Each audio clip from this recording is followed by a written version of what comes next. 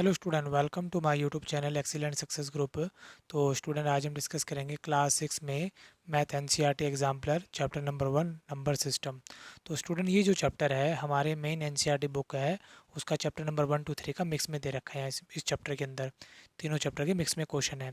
तो हम डिस्कस कर रहे थे इसके ट्रू फॉल्स। तो क्वेश्चन नंबर 96 में दे रखा है, the HCF of a two number is smaller than the smaller of the number. यानी कि दो नंबरों का अगर हम एचसीएफ निकालें तो वो छोटा होगा छोटे वाले नंबर से। चलो चेक करते हैं, देखते हैं। मैंने एग्जाम्पल लिया, ठीक है। एग्जाम्पल लिया, जैसे कि मैंने नंबर ले लिया 6 and 12, ठीक है। दोनों का क्या निकाला, एचसीएफ निकाला। तो 2 3 ज़ा 6, 3 1 ज़ा 3, 12 लिया। 2 6 ज़ा 12, 2 3 ज़ा 6 एंड 3 1 ज़ा 3। तो 6 का फैक्टर क्या हुआ, 2 इन 2 में 3। 12 की फैक्टर 2 × 2 × 3। तो इनका एचसीएफ कितना निकल के आया, दोनों में से 2 कॉमन आया, दोनों में से 3 कॉमन आया, कितना आया 6।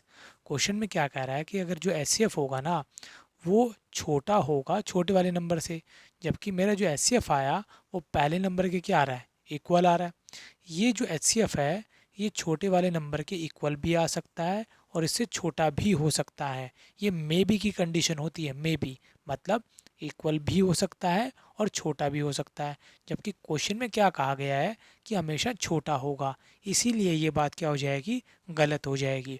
ये एचसीएफ होता है, इसके इक्वल भी हो सकता है और इससे छोटा भी हो सकता है।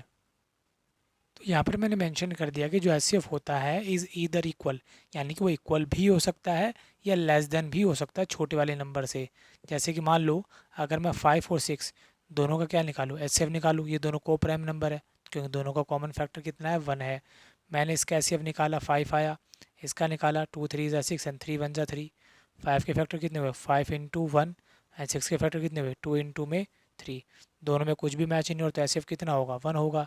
अब जो 1 है, 5 और 6 दोनों से छोटा है, तो ये इधर की कंडीशन हो सकती है कि ये छोटा भी हो सकता है और इसके इक्वल भी हो सकता है। इसीलिए हमारी जो स्टेटमेंट होगी क्या रहेगी, ये फॉल्स। क्योंकि इन्होंने बोला हर बार छोटा ही होगा, ऐसा ज़रूरी नहीं है। क्लियर।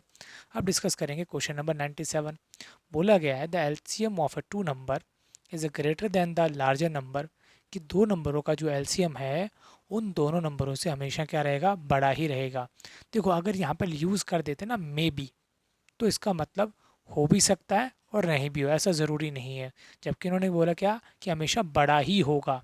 तो चलो चेक करते हैं। जैसे मैंने 6 और 12 लिया, दोनों का क्या निकालते हैं, एलसीएम। 2 3 ज़ा 6, 2 6 ज़ा 12, 2 3 ज़ा 6। जब तक 2 का डिवाइड जाता रहे 2 का डिवाइड करते रहो। अब 3 का जा रहा है, 3 1 ज़ा 3। तो जो एलसीएम हुआ कितना हुआ, 2 × 2 × 3। तो 2 2 ज़ा 4, 4 3 ज़ा 12। जो मेरा एलसीएम आया वो बड़े वाले नंबर के इक्वल आया, ठीक है। ऐसा हो सकता है। क्वेश्चन में क्या कहा है कि दो नंबरों का एलसीएम लोगे तो बड़ा होगा, greater than the large number, बड़े नंबर से बड़ा होगा। जबकि मेरा तो क्या आ रहा है, इक्वल आ रहा है। तो यानी कि इन्होंने जो बात दे रखी है वो बिल्कुल गलत है। आधी बात ठीक है, आधी बात गलत है। इन्होंने, मैंने क्या कहा, अगर मे भी लिख दिया होता ना, मे बी इसका मतलब बड़ा भी हो सकता है या उसके बराबर भी हो सकता है। जबकि इन्होंने भी क्या बोला, बड़ा ही होगा, जबकि मेरा आंसर क्या आ रहा है, उसके इक्वल आ रहा है। ठीक है, तो मैं लिख देता हूँ LCM of a two number may be equal और greater than the larger number. बराबर भी हो सकता है या इससे बड़ा भी हो सकता है। जैसे एक एग्जांपल और लेकर आपको दिखाता हूँ मैं। मैंने लिया 10 और 15 लिया, दोनों का क्या लिया, एलसीएम। 2 5 ज़ा 10, 15 में तो जाता नहीं, सेम आ गया। फिर 3 का डिवाइड जा रहा है, 3 5 ज़ा 15 एंड 5 1 ज़ा 5। एलसीएम निकाला, कितना है, 2 × 2 × 3 × 5। 5 3 ज़ा 15, 15 2 ज़ा 30। अब जो 30 है वो 10 से भी बड़ा है एंड 15 से भी बड़ा है। तो जो हमारा एलसीएम है वो इन नंबरों से बराबर भी हो सकता है या उससे बड़ा भी हो सकता है। तो स्टूडेंट, इसी बात को मैंने यहाँ पे मेंशन कर दिया है कि जो एलसीएम होगा दो नंबरों का मे बी, ठीक है, मैंने क्या लिखा है, मे बी इक्वल, इक्वल भी हो सकता है और ग्रेटर देन भी हो सकता है बड़े नंबर से। क्लियर। तो इस रूल के अकॉर्डिंगली ये स्टेटमेंट में हमारी क्या आ रही है, फॉल्स आ रही है, क्योंकि इन्होंने क्या नहीं लिखा, मे बी नहीं लिखा। मे बी लिख दिया होता तो ट्रू हो सकती थी ये। अब डिस्कस करें क्वेश्चन नंबर 98। बोला LCM of a two co prime number equal to product of their product of the number. सबसे पहले तो आप ये समझो कि को प्राइम नंबर क्या होते हैं। को प्राइम नंबर, वो नंबर जिनका HCF या तो 1 हो, या तो ये कंडीशन पूरी करता हो, या जिनका कॉमन फैक्टर 1 हो। दोनों का मतलब एक ही होता है, कॉमन फैक्टर 1 हो, यानी कि दोनों नंबरों में सिवाय 1 के और किसी सेम नंबर का डिवाइड न जाता हो। ठीक है, जैसे कि मैंने एग्जाम्पल ले लिया मैंने 3 और 4। ठीक है, दोनों क्या है, कोप्राइम नंबर है। जैसे कि दो 3 में भी सिर्फ 3 का ही डिवाइड जा सकता है या 1 का जा सकता है, 4 में 2 का जा सकता है, 4 का जा सकता है, 1 का जा सकता है, लेकिन दोनों में सिवाय 1 के अलावा और किसी का भी डिवाइड नहीं जाएगा, इसीलिए क्या ये कोप्राइम नंबर है। अगर आप इनका HCF निकालना चाहते हो तो देखो ज़रा, 3 1 जा 3, 4 का निकालोगे, 2 2 जा 4 एंड 2 1 जा 2। 3 के फैक्टर क्या हुए, 3 इंटू 1, 4 के 2 इंटू 2 इंटू 1, तो इनका HCF कितना निकल के आ गया, कुछ भी कॉम मतलब सिर्फ 1 की और कुछ भी कॉमन आ ही नहीं रहा, HCF कितना है 1 आया। और हमें रूल पता है कि LCM इंटू HCF इक्वल होता है प्रोडक्ट ऑफ द नंबर की। अब LCM तो मैंने निकाला नहीं है, तो LCM को तो LCM रहने दो। HCF कितना निकाला है 1, दोनों का प्रोडक्ट यानी 3 इंटू में 4, LCM 1 मल्टीप्लाई में डिवाइड में आ जाएगा, कितना है 12 आया। तो यानी कि जिनका कॉमन फैक्टर 1 हो तो एक्चुअल में उनका आंसर सीधा सीधा क्या होगा, 3 इंटू 4 उनके प्रोडक्ट के इक्वल ही होगा। अगर जिनका HCF या कॉमन फैक्टर 1 हो, उनका LCM अगर निकालना हो तो डायरेक्टली दोनों को मल्टीप्लाई कर लो।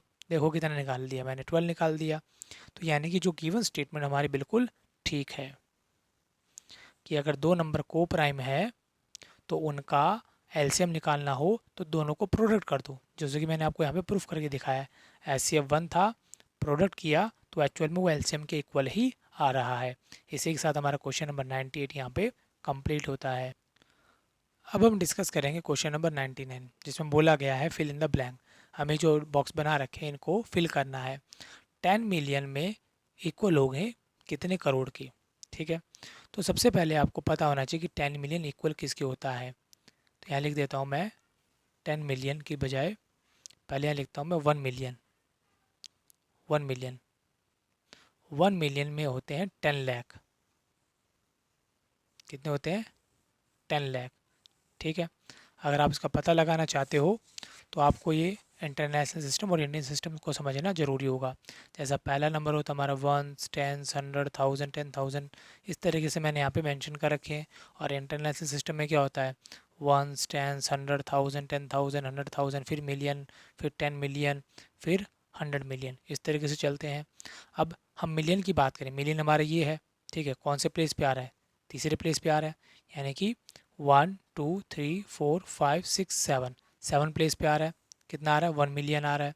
अब 7 प्लेस में इंडियन सिस्टम में क्या बोला जाता है, 1 2 3 4 5 6 7, 7 नंबर में इंडियन सिस्टम को क्या बोला जाता है, 10 लाख बोला जाता है। तो इससे प्रूव होता है कि 1 मिलियन इक्वल होता है 10 लाख के।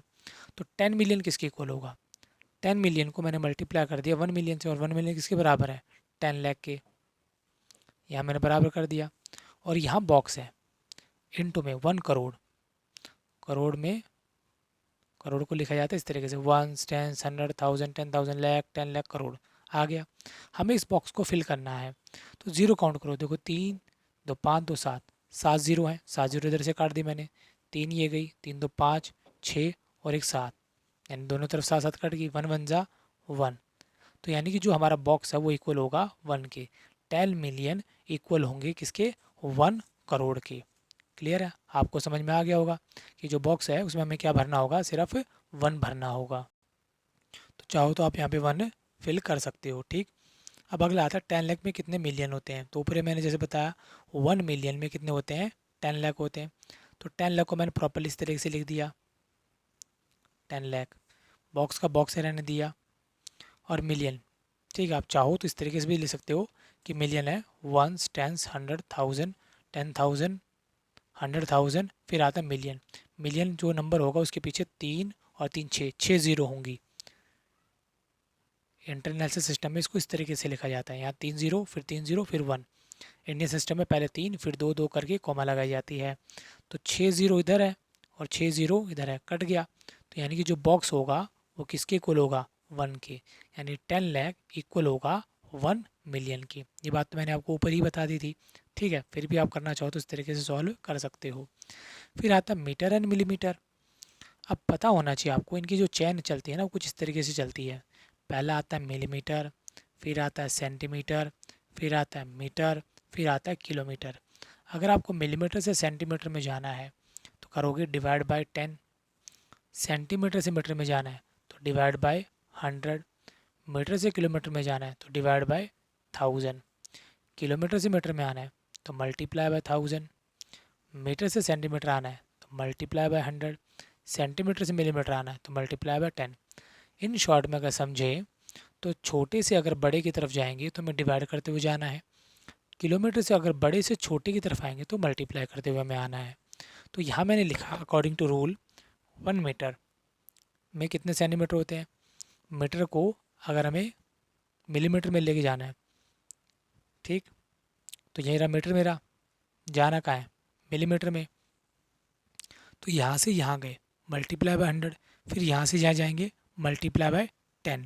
तो यहाँ लिखा मैंने 1 मीटर में पहले मल्टीप्लाई बाय 100 करेंगे, देन मल्टीप्लाई बाय 10 करेंगे, ठीक है। तो ये हमारा किसके इक्वल आ जाएगा, मिलीमीटर के। अभी मेरा जो आंसर किस में आएगा, मिलीमीटर में आएगा। ये भी मिलीमीटर में, ये भी मिलीमीटर में। तो मल्टीप्लाई किया, कितना आया 1000 मिलीमीटर। तो हमारे जो बॉक्स में नंबर भरे जाएगा वो कितना भरा जाएगा, 1000 मिलीमीटर। अब हम डिस्कस करेंगे इसका बी पार्ट। देखो सेंटीमीटर है या मिलीमीटर है, सेंटीमीटर है या मिलीमीटर है। तो जैसे कि मैंने आपको बताया 1 सेंटीमीटर में 10 मिलीमीटर होते हैं। कितने होते हैं, 10। तो या तो आप डायरेक्टली 10 लिख दो यहाँ पे, या तो आप डायरेक्टली लिख दो कि 1 सेंटीमीटर में, या फिर आप यहाँ देख सकते हो कि सेंटीमीटर से मिलीमीटर में आना है, क्या करेंगे मल्टीप्लाई बाय 10। तो लॉजिक वही है कि 1 सेंटीमीटर में किसके बराबर होगा, 10 के। तो यहाँ पर 10 आ जाएगा, क्लियर। यानी जो हमारा बॉक्स होगा वो इक्वल होगा 10 के। अगला पार्ट हमारा 1 किलोमीटर में कितने मिलीमीटर होंगे। 1 किलोमीटर में कितने मिलीमीटर होंगे। तो हम इसी चैन को यूज़ कर सकते हैं। पहले किलोमीटर से मीटर में आएंगे, क्या लिखेंगे मल्टीप्लाई बाय 1000। तो मैंने 1 का 1 लिखा, मल्टीप्लाई बाय में 1000। अब मीटर से कहाँ जाएंगे, सेंटीमीटर में, फिर क्या करेंगे मल्टीप्लाई बाय 100। लो जी मल्टीप्लाई बाय 100 कर दिया। फिर सेंटीमीटर से कहाँ जाना है, मिलीमीटर में, फिर किससे मल्टीप्लाई करेंगे 10 से। तो यहाँ कर दिया मल्टीप्लाई बाय 10। किस में आंसर हो जाएगा, मिलीमीटर में। बट लिखेंगे कैसे इसको, 1 1 जा 1, 2 3 और 3 6, 6 जीरो टोटल, 1 2 3 4 5 6, 2 2। तो यानी कि 1 किलोमीटर में हमारी ये हो जाएंगी 1 10 100 1000 10,000 लाख 10 लाख 10 लाख मिलीमीटर हो जाएंगे, क्लियर। इसी के साथ हमारे यहाँ पे सी पार्ट यहाँ पे कंप्लीट होता है। उम्मीद करता हूँ स्टूडेंट आपको वीडियो पसंद आई होगी। अगर आपको वीडियो अच्छी लगी हो तो वीडियो को लाइक करें, शेयर करें, कमेंट करें और इस चैनल को जरूर सब्सक्राइब कर लें।